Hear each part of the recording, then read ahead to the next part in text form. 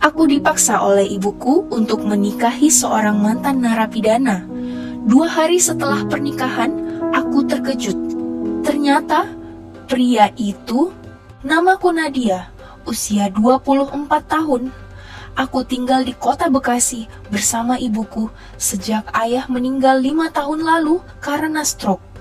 Sejak saat itu, hidup kami berubah drastis. Dulu kami tinggal di rumah 2 lantai, kini kami menumpang di rumah petak warisan nenek. Ibuku membuka warung kecil di depan rumah, sementara aku bekerja sebagai kasir minimarket. Hidup kami memang tidak mewah, tapi aku merasa cukup. Aku tidak pernah minta lebih. Aku tahu ibu sudah berjuang mati-matian sejak ayah tiada. Tapi aku juga punya harapan, masa depan, dan cinta.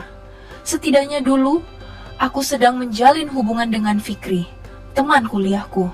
Kami sudah pacaran hampir 3 tahun, dan meskipun belum mapan, kami sedang sama-sama menabung untuk menikah. Kami sudah saling kenal keluarga. Bahkan Fikri sering bantu ibu di warung saat aku kerja malam. Tapi semuanya berubah. Hari itu, ibu memanggilku dengan suara yang tak biasa. Pelan tapi dingin. "Nat, duduk. Ibu mau bicara soal masa depanmu." Aku mengangguk, tanpa curiga. Tapi kalimat berikutnya membuat tenggorokanku tercekat. "Kamu akan menikah minggu depan." Aku tertawa kecil. Kupikir ibu bercanda. Tapi wajahnya tidak berubah, matanya tak berkedip. "Maaf, apa? Menikah? Dengan siapa, Bu?" "Namanya Jaka. Dia orang baik. Baru keluar dari pesantren." Maksud ibu dari rehabilitasi." Mataku membelalak. Aku tahu maksud ibu. Pesantren itu hanya kamuflase. Rehabilitasi? Tidak, dia mantan narapidana. "Ibu gila. Kenapa aku harus menikah dengan orang yang bahkan aku tidak kenal?" Ibu tidak menjawab langsung. Ia hanya menunduk, bibirnya bergetar. "Ibu punya utang besar. Kalau kamu tidak menikah dengan Jaka, rumah ini bisa disita. Kita bisa diusir." Aku terdiam, dunia seolah berhenti, nafasku pendek. Aku bukan anak durhaka, tapi bukan begini cara aku ingin menikah. Bukan dengan pria asing. Bukan karena utang, dan apalagi bukan dengan mantan narapidana. Aku menangis semalaman. Bukan hanya karena keputusan ibu, tapi karena rasa kehilangan yang tiba-tiba menusukku. Aku tahu, setelah ini aku harus melepas Fikri. Lelaki yang selama ini menemaniku jatuh bangun, yang aku pikir akan menjadi suamiku. Aku tak sanggup menghubunginya malam itu, tapi Fikri sendiri yang meneleponku. Mungkin merasa ada yang aneh karena aku tak biasa menghilang tanpa kabar. "Ada apa, Nat? Kamu kenapa?" Aku ingin bicara. Aku ingin jujur, tapi yang keluar hanya isakan. Aku akan menikah, Fik." Hening, tak ada suara dari seberang telepon. Aku bahkan bisa mendengar detik jam dinding berdetak. "Maaf, apa?" Suaranya gemetar. "Ibu maksa aku. Dia punya utang. Katanya cuma ini satu-satunya cara." "Nat, kamu bisa tolak. Kita bisa cari jalan lain. Aku bantu.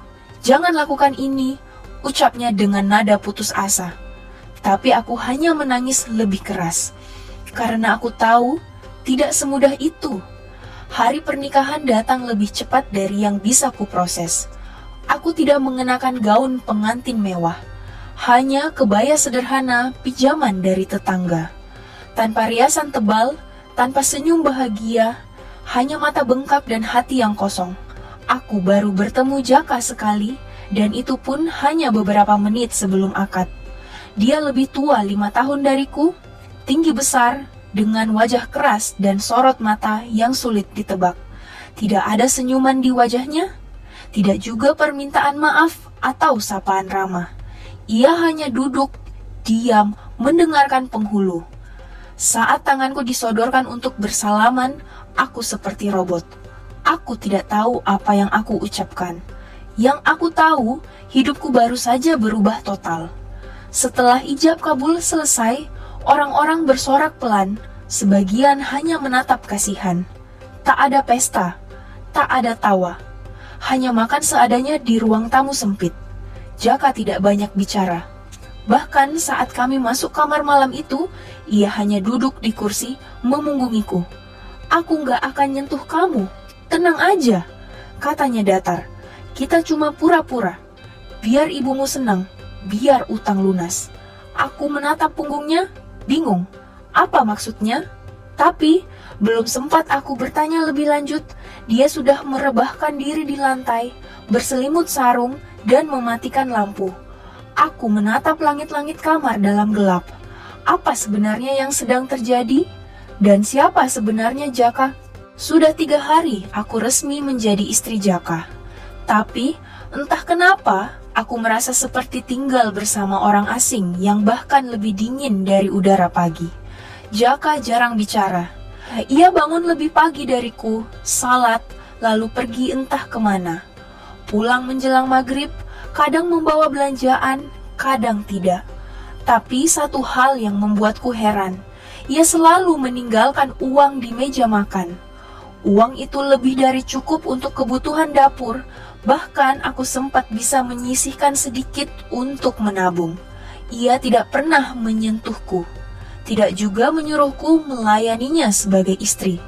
Bahkan sejak malam pertama itu, kami tidak pernah tidur di ranjang yang sama.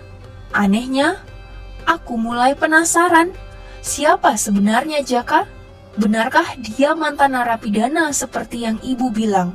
Hari itu, aku nekat mengintip ke dalam lemari kecil, tempat ia biasa menyimpan barang. Aku tahu ini salah, tapi aku butuh jawaban. Aku butuh tahu siapa laki-laki yang sekarang secara sah adalah suamiku.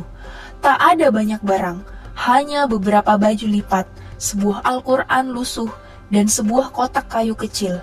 Aku ragu membuka kotak itu, tapi rasa ingin tahuku menang. Di dalamnya ada beberapa lembar kertas tua, surat-surat. Satu di antaranya tertulis dengan tangan, berisi nama pengirim, dari Lembaga Pemasyarakatan Kelas 2 A Cipinang, untuk Jaka Permana. Aku menelan ludah. Jadi benar, dia memang dari penjara. Tapi yang membuatku terdiam lama bukan itu, melainkan isi suratnya. Mas Jaka, terima kasih sudah melindungi anak saya waktu kejadian itu. Saya tahu Anda bisa kabur, tapi Anda malah memilih tetap tinggal dan menyerahkan diri demi menyelamatkan 2 anak kecil yang bahkan tak Anda kenal. Saya tidak tahu apa yang mendorong Anda lakukan itu, tapi bagi saya, Anda pahlawan. Tanganku gemetar. Apa maksudnya? Jaka menyerahkan diri untuk sebuah kejahatan yang tidak ia lakukan? Saat malam tiba, aku memberanikan diri bertanya. Kami duduk di teras, diam dalam udara dingin yang menempel di kulit. Jaka? Boleh aku tanya sesuatu? Dia menoleh, menatapku dengan mata teduh yang baru pertama kali kulihat.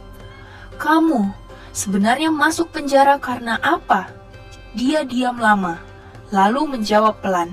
Karena aku terlalu bodoh menyelamatkan orang yang bahkan gak aku kenal. Aku menatapnya, mencoba membaca wajah itu. Tapi, kamu bukan penjahat ya? Ia tertawa pelan, suara yang anehnya terdengar menenangkan. Apa kamu percaya sama penjahat yang mengaku nggak bersalah? Aku tidak tahu harus menjawab apa. Tapi, malam itu, untuk pertama kalinya sejak pernikahan kami, aku tidur dengan pikiran penuh tanya, bukan benci. Sejak malam itu, pikiranku tak pernah benar-benar tenang. Kalimat Jaka terus terngiang-ngiang di kepalaku. Aku terlalu bodoh menyelamatkan orang yang bahkan gak aku kenal. Ada luka di sana, luka yang belum sembuh, luka yang entah kenapa aku ingin tahu lebih dalam. Pagi itu, Jaka tidak ada di rumah. Seperti biasa, ia pergi tanpa banyak bicara. Tapi, kali ini aku tidak tinggal diam. Aku memutuskan mendatangi satu-satunya orang yang mungkin tahu lebih banyak tentang masa lalu suamiku, ibu. Saat aku tiba di warung, ibu sedang mengatur stok mie instan dan rokok. Wajahnya sedikit kaget melihatku, datang pagi-pagi begini, tapi ia mencoba tersenyum. Kamu nggak kerja, Nat? Aku duduk di kursi plastik depan warung, mengambil napas dalam. Bu, aku mau tanya soal Jaka. Tolong jangan bohong. Wajah ibu berubah, tegang. Ia diam, lalu pura-pura sibuk merapikan rak. Apa yang kamu pengen tahu? Tanyanya akhirnya, lirih. Kenapa ibu maksa aku nikah sama dia? Dan siapa dia sebenarnya? Aku nemu surat dari lapas di lemari dia. Ibu terdiam, matanya berkaca-kaca. Jaka bukan orang jahat, Nat. Ibu tahu itu. Waktu dia keluar dari penjara, dia nggak punya siapa-siapa. Semua orang jauhi dia. Tapi ibu tahu ceritanya dari tetangga lapas. Katanya dia masuk karena kasus pengeroyokan, tapi sebenarnya dia cuma coba nyelamatin 2 anak dari gerombolan preman yang mau bawa kabur mereka. Aku tercengang. Jadi, dia dihukum karena menolong?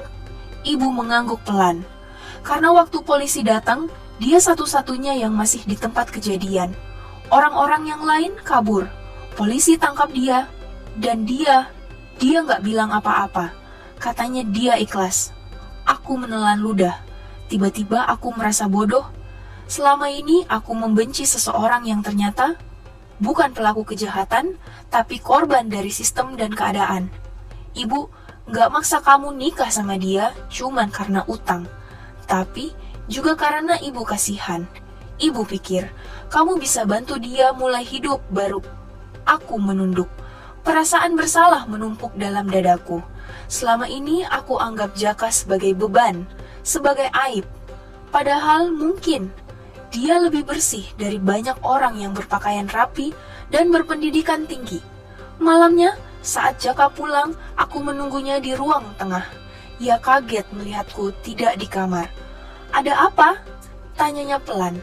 Aku berdiri, menatap matanya. Maaf, kataku lirih. Aku udah salah nilai kamu.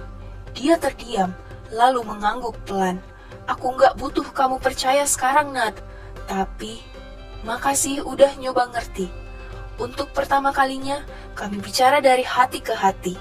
Dan di dalam dada ini, sesuatu mulai berubah. Aku masih takut. Tapi perlahan, aku mulai belajar mengenalnya. Dan diam-diam, mungkin juga mulai menyayanginya. Sudah seminggu berlalu sejak aku tinggal serumah dengan Jaka. Hubungan kami memang belum bisa dibilang suami istri yang sebenarnya. Tapi ada yang berubah. Aku tak lagi merasa ingin lari darinya. Justru aku mulai ingin tahu lebih banyak tentang siapa dia dan apa yang sebenarnya dia simpan di balik sikap dinginnya. Hari itu, aku baru saja menyapu ruang tengah saat ponsel Jaka berdering di meja. Ia sedang mandi, jadi tak mungkin mengangkatnya. Tapi, nama yang muncul di layar membuatku tertegun. Yayasan Anak Pelita Kasih. Aku ragu, tapi rasa penasaran menuntunku untuk membuka pesan masuk. Pak Jaka, mohon konfirmasi apakah jadi hadir pada acara peresmian ruang belajar gratis untuk anak-anak minggu ini. Terima kasih atas donasi rutin yang Bapak kirimkan. Tuhan memberkati. Tanganku gemetar. Donasi? Ruang belajar? Apa ini maksudnya? Beberapa menit kemudian, Jaka keluar dari kamar mandi. Aku menatapnya tajam. Kenapa kamu nggak pernah bilang kamu bantu yayasan anak-anak? Ia mematung. Tak menyangka aku tahu. Maaf, aku nggak bermaksud menyentuh privasi kamu. Tapi, tadi HP kamu bunyi dan dia menghela napas panjang. Lalu duduk di kursi, menunduk. Itu bukan sesuatu yang perlu aku pamerkan, Nadia. Ucapnya pelan. Aku cuma coba tebus apa yang pernah aku gagal lindungi. Aku duduk di hadapannya, pelan. Apa maksudmu? Diameter. Lalu ia mulai bercerita untuk pertama kalinya. Beberapa tahun lalu, Jaka bekerja sebagai petugas keamanan di sebuah kawasan pasar malam. Suatu malam, ia mendengar teriakan anak kecil dari belakang tenda sirkus. Tanpa pikir panjang, ia lari ke sumber suara dan menemukan 2 anak perempuan sedang diseret oleh 2 pria bertubuh besar. Ia melawan, ia bertarung, dan ia menang. Tapi saat polisi datang, para pelaku kabur. Hanya Jaka yang tertangkap di lokasi dengan kondisi baju robek dan darah di wajahnya. Tak ada bukti, tak ada saksi. Ia dituduh terlibat dalam penculikan dan pengeroyokan. Dan karena ia tidak membela diri, karena ia tidak ingin anak-anak itu trauma harus bersaksi di pengadilan, ia dihukum 3 tahun penjara. Setelah keluar, aku tahu hidupku gak akan sama, ucap Jaka sambil menatap lantai. Tapi, aku masih bisa berbuat sesuatu. Aku kumpulkan uang dari kerja serabutan dan aku kirimkan ke yayasan untuk anak-anak seperti mereka. Aku menutup mulutku, menahan emosi yang mendadak membuncah. Selama ini, aku pikir aku yang paling menderita karena pernikahan ini. Tapi ternyata, dia jauh lebih kuat, lebih tulus, dan lebih manusiawi daripada siapapun yang pernah aku kenal. Kenapa kamu nggak pernah cerita ke orang? Tanyaku lirih. Ia tersenyum tipis. Karena aku bukan pahlawan, Nat. Aku cuma lelaki yang gagal menyelamatkan 2 anak tepat waktu, dan sekarang cuma bisa menebusnya lewat caraku sendiri. Malam itu aku menangis, bukan karena sedih, tapi karena malu. Ternyata lelaki yang kupandang hina justru jauh lebih mulia dari semua laki-laki yang pernah aku kenal. Dan saat aku menatap wajahnya yang tertidur lelap malam itu, untuk pertama kalinya hatiku bergetar. Apa mungkin aku mulai jatuh cinta? Sudah 2 minggu sejak aku mulai mengenal Jaka dengan cara yang berbeda. Hubungan kami memang belum sempurna, tapi kami mulai berbicara tanpa rasa canggung. Kadang, ia membuatkan kopi untukku. Kadang, aku menyiapkan bekalnya saat ia bekerja. Aku pikir segalanya mulai membaik. Aku bahkan mulai merasa nyaman berada di dekatnya. Tapi rupanya, kedamaian itu hanya sebentar. Siang itu, saat aku sedang menyapu halaman kecil di depan rumah, seseorang mengetuk pagar dengan keras. Bu Nadia, ada surat untuk suami ibu." Aku mendekat dan melihat seorang petugas pos berdiri sambil memegang amplop berwarna coklat. Di pojok kiri atas tertulis, Lembaga Bantuan Hukum Yudhistira. "Untuk Pak Jaka, ya?" Tanyaku pelan. "Betul, ini surat panggilan," jawab petugas itu sebelum pergi. Aku masuk ke dalam rumah sambil menatap amplop itu dengan perasaan campur aduk. Jaka belum pulang dan aku berusaha tidak membukanya. Tapi mataku terus tertuju pada tulisan di bagian belakang. Terkait permintaan banding kasus lama, agenda mediasi. Hatiku tercekat. Apa ini artinya? Kasusnya belum selesai? Malamnya, saat Jaka pulang, aku memberanikan diri untuk bertanya. "Ada surat dari Lembaga Bantuan Hukum, Mas. Mereka bilang soal permintaan banding." Jaka langsung menegang. Wajahnya berubah drastis. Ia mengambil surat itu, membacanya sekilas, lalu meremasnya. "Aku nggak mau urus ini lagi," katanya dingin. "Tapi, kalau ini tentang nama baikmu, kamu harus..." "Nama baik?" Ia tertawa hambar. "Nama baik orang kaya aku udah lama mati, Nadia. Nggak ada yang bisa aku bersihkan lagi." Aku menahan napas. Kata-katanya tajam, tapi di balik itu aku tahu dia terluka. Mungkin lebih dalam dari yang bisa kujangkau. "Kalau kamu nggak peduli sama dirimu, setidaknya pikirkan orang-orang yang mungkin akan percaya kalau kamu bukan penjahat," kataku pelan. Jaka menatapku. Lama. Ada sorot bingung di matanya. "Kamu percaya aku?" Aku menunduk. Suaraku nyaris tak terdengar. "Sudah lama aku tahu kamu bukan orang jahat, Mas." Ia membuang napas panjang. Duduk di sofa, lelah. Aku nggak takut masuk pengadilan lagi. Tapi aku takut luka itu kebuka lagi. Bukan buat aku, tapi buat anak-anak itu. Kalau mereka dipanggil sebagai saksi, kalau mereka harus dihadapkan pada trauma lama, aku terdiam. Baru kusadari, Jaka bukan takut dihukum, tapi takut menyakiti orang lain lagi, meski tanpa sengaja. "Aku akan ikut kamu, Mas. Apapun yang kamu pilih, kamu nggak sendiri. Ia menatapku lekat-lekat. Dan untuk pertama kalinya, dia menggenggam tanganku. Itu bukan genggaman seorang suami, tapi genggaman seseorang yang selama ini merasa sendirian, akhirnya percaya bahwa ia pantas ditemani. Suasana ruang sidang pagi itu terasa dingin, meskipun sinar matahari menembus jendela besar. Aku duduk di bangku pengunjung, jantungku berdetak tidak karuan. Di depanku, Jaka duduk tenang di kursi terdakwa. Bukan karena dia terancam hukuman, tapi karena inilah mediasi, banding untuk membersihkan namanya. Selama beberapa hari terakhir, kami berdua diam-diam mempersiapkan ini. Pengacara dari Lembaga Bantuan Hukum membantu mengajukan bukti baru. Rekaman video CCTV yang baru ditemukan dari tenda sirkus malam itu. Bukti yang dulu katanya hilang. Saat hakim membuka sidang, ruangan mendadak hening. Sidang mediasi banding atas nama Jaka Pradipta dibuka. Ujar hakim, terkait kasus dugaan penculikan dan kekerasan yang terjadi 5 tahun lalu di area sirkus rakyat. Diajukan dengan dasar bukti baru dan permintaan dari pihak korban. Aku menoleh cepat. Pihak korban? Siapa yang meminta ini? Dan saat pintu belakang ruang sidang dibuka, aku nyaris tak bisa bernapas. 2 perempuan remaja masuk ke dalam. Yang satu mengenakan baju putih polos, wajahnya tenang tapi tegas. Satunya lagi menunduk, tampak gugup. Nama saya Naya, ujar gadis pertama saat diminta maju ke depan.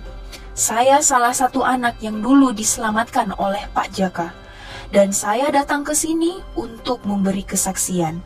Semua mata tertuju padanya. Kesaksiannya begitu jelas, rinci, dan tak terbantahkan. Ia menceritakan bagaimana malam itu ia dan adiknya dibujuk 2 orang asing dengan dalih akan diberi makanan gratis.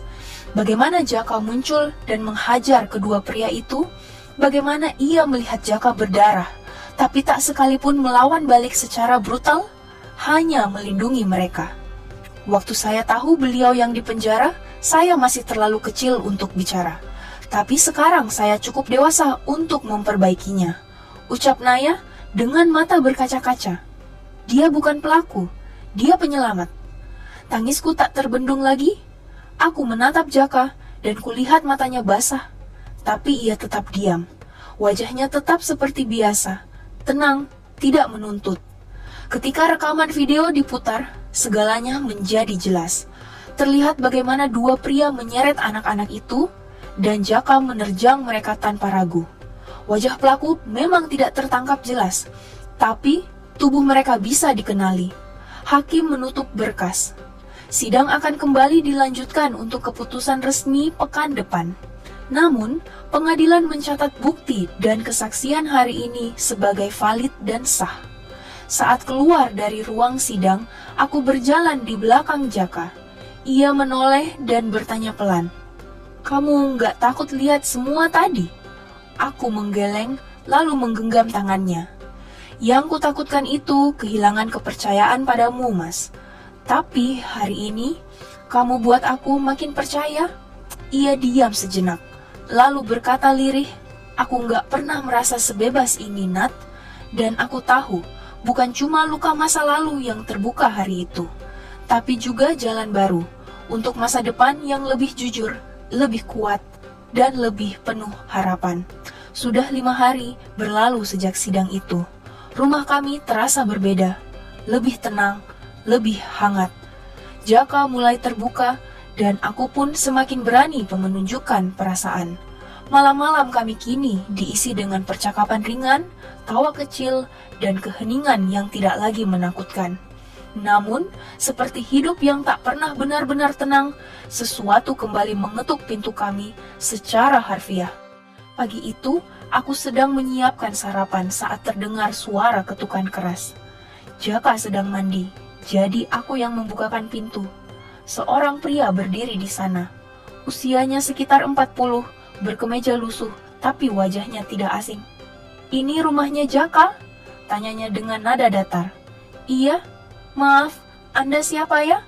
Sebelum dia menjawab, Jaka muncul dari dalam dengan handuk di lehernya. Begitu melihat pria itu, wajah Jaka langsung berubah kaku. "Kamu ngapain kesini?" tanyanya tajam. "Aku cuma mau bicara, Jak. Kita belum selesai," jawab pria itu santai, lalu melirik ke arahku. "Istrimu, ya?" Aku gelisah. "Mas, ini siapa?" Jaka menatapku, lalu menjawab lirih. "Dia salah satu dari dua pria malam itu, yang kabur sebelum polisi datang." Aku nyaris tak percaya. Pria itu, pelaku sesungguhnya, berdiri di depan kami tanpa rasa bersalah. "Aku datang bukan buat ribut," katanya sambil menyelipkan tangan ke saku celana. "Cuma mau peringatin kamu aja, nggak semua orang senang kamu bersih dari kasus itu." "Aku nggak peduli," sahut Jaka dingin. "Aku udah cukup lama diam." Pria itu tertawa pelan. "Berani juga kamu sekarang, tapi jangan lupa, aku tahu di mana kamu tinggal.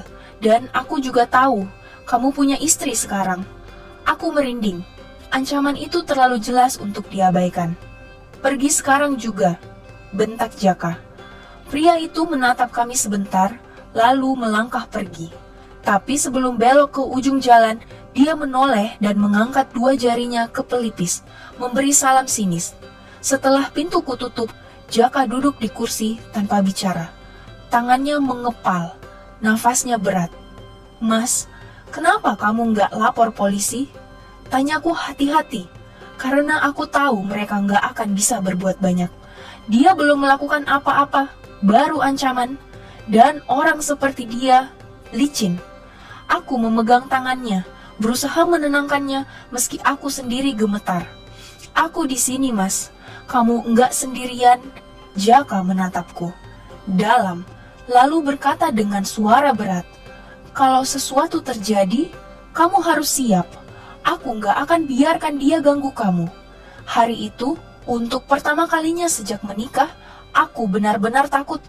Bukan takut pada Jaka, tapi pada bahaya yang kini mengintai kami berdua. Aku pikir masalah kami sudah selesai. Ternyata belum, karena masa lalu Jaka belum sepenuhnya selesai dengan kami.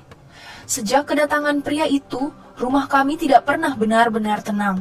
Pintu kami terkunci lebih awal, tirai selalu tertutup, dan setiap suara asing di luar membuatku waspada. Jaka tidak pernah mengatakannya langsung, tapi aku tahu dia juga gelisah. Ia mulai tidur larut, sering memeriksa pagar, dan terkadang berdiri lama di teras tanpa bicara apapun. Aku sendiri mulai bermimpi buruk. Dalam mimpi, pria itu berdiri di tengah rumah kami sambil membawa pisau, mengancam akan mengambil segalanya. Aku terbangun dengan napas tersengal-sengal hampir setiap malam. Kami mulai hidup dalam bayang-bayang. Dan hari itu, bayangan itu menjadi nyata. Pagi itu, aku terbangun lebih dulu. Seperti biasa, aku membuat kopi untuk Jaka. Tapi ketika membuka pintu dapur menuju halaman belakang, aku terpaku. Seluruh tanaman yang kutanam di pot terguling. Ada jejak sepatu yang berlumpur mengarah ke jendela belakang rumah. Aku berteriak memanggil Jaka. Ia langsung berlari keluar kamar dan menatap ke halaman. Matanya menyapu seluruh sudut lalu menatapku. "Kamu lihat siapapun?" Aku menggeleng dengan tubuh gemetar. Jaka langsung mengambil ponselnya. "Aku lapor polisi sekarang." Namun saat itu juga terdengar suara kaca pecah dari depan rumah. Kami berdua refleks menoleh. Sebuah batu besar menembus jendela ruang tamu. Di balik pecahan kaca, ada kertas yang dililitkan, surat ancaman bertuliskan huruf kapital, "Tinggalkan kasus itu atau kami akan ambil yang kamu sayang." Tanganku bergetar saat membacanya. Tapi Jaka berbeda. Ia justru tenang, sangat tenang, sampai aku tahu ia sedang menahan sesuatu yang jauh lebih besar daripada ketakutan. "Aku nggak bisa diam lagi," katanya dengan suara serak. Siang itu juga, Jaka pergi ke kantor polisi. Ia membawa surat ancaman dan rekaman CCTV kecil yang dipasang diam-diam beberapa hari sebelumnya. Dari situ terlihat sosok pria yang datang malam hari, mondar-mandir di depan rumah. Wajahnya tak begitu jelas, tapi cukup untuk dikenali. Polisi menyarankan kami pindah sementara ke rumah aman milik LBH selama proses penyelidikan. Tapi, aku menolak. Kalau kami terus lari, dia akan selalu menang. Jaka menatapku lekat-lekat. "Kamu yakin?" Aku mengangguk. "Aku sudah pernah takut padamu, tapi ternyata kamu pelindungku. Sekarang aku tidak akan takut pada siapapun." selama kamu di sisiku. Hari itu, kami menyusun rencana bersama pihak LBH dan penyidik. Kami tidak akan bersembunyi, justru kami akan menjeratnya dengan caranya sendiri. Malam itu kami tak tidur. Ruang tengah rumah disulap menjadi jebakan diam-diam. CCTV tersembunyi telah dipasang di sudut-sudut rumah dan mikrofon kecil tertanam di balik hiasan dinding. Pihak LBH dan penyidik polisi sudah siaga dalam mobil di ujung jalan, tanpa sirin, tanpa seragam. Kami tidak tahu pasti kapan pria itu akan muncul, tapi kami tahu dia akan datang. Ancaman terakhirnya terlalu jelas, dan orang seperti dia tidak akan berhenti sampai merasa menang. Jaka duduk di sofa dengan tatapan kosong. Ia memegang telepon genggam, tapi tak benar-benar menggunakannya.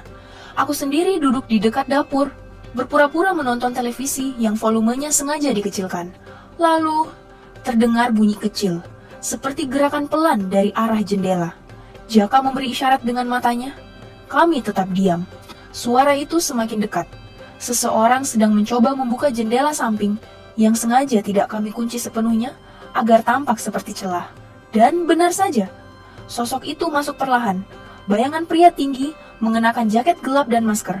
Tapi, dari gerak tubuh dan posturnya, kami langsung tahu, dialah orangnya. Jaka berdiri perlahan, lalu dengan suara pelan namun tegas, berkata, "Aku tahu kamu akan datang." Pria itu terkejut, tapi tidak panik. Ia menoleh, lalu tertawa pelan sambil membuka maskernya. "Masih nekat juga? Ya, sudah kuperingatkan. Tapi kamu tetap datang juga, walau tahu ini bisa jadi jebakan." Ia melangkah maju, ekspresinya dingin.